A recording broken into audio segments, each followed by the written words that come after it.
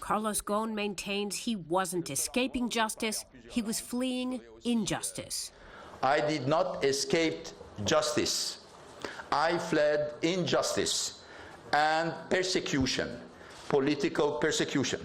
Addressing a standing room-only news conference in Beirut, Ghosn asserted his innocence on Japanese charges of financial misconduct, saying the allegations amount to a vindictive campaign. I'm here to shed light on a system that violates the most basic principles of humanity.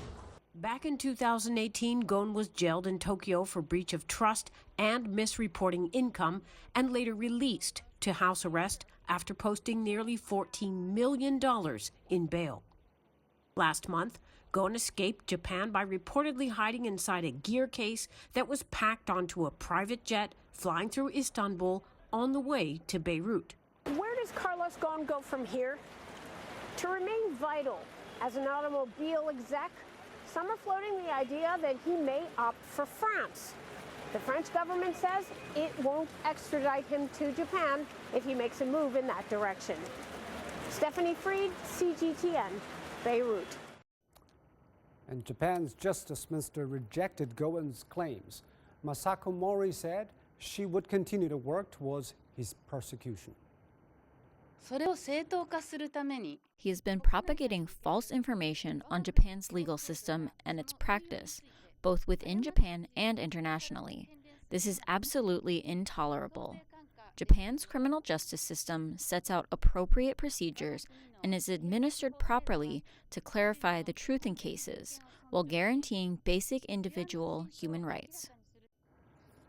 Well, sometimes we describe people's lives topsy-turvy and unpredictable, and they're often compared to roller coaster. And Carlos Ghosn might just be one of them. Carlos Ghosn is known as one of the greatest turnaround artists in the automobile industry. The 65-year-old is of Lebanese origin, although he was born in Brazil and has French citizenship. Once he became CEO of the Nissan-Renault Alliance in 2001, he set about changing the fortunes of two of Japan's biggest car makers. He achieved this through some ruthless cost-cutting measures, such as factory closures and layoffs, earning the nickname the Cost Killer or the Destroyer, but also Mr. Fix-It. However, the international business world was shocked in late 2018 when he was arrested in Tokyo on multiple charges of financial misconduct. They include underreporting his salary to the tune of some $83 million and allowing a Nissan subsidiary in the UAE to pay $10 million to a distributor in Oman, later taking half of that money for himself. Ghosn is also accused of using company money to finance a lavish lifestyle.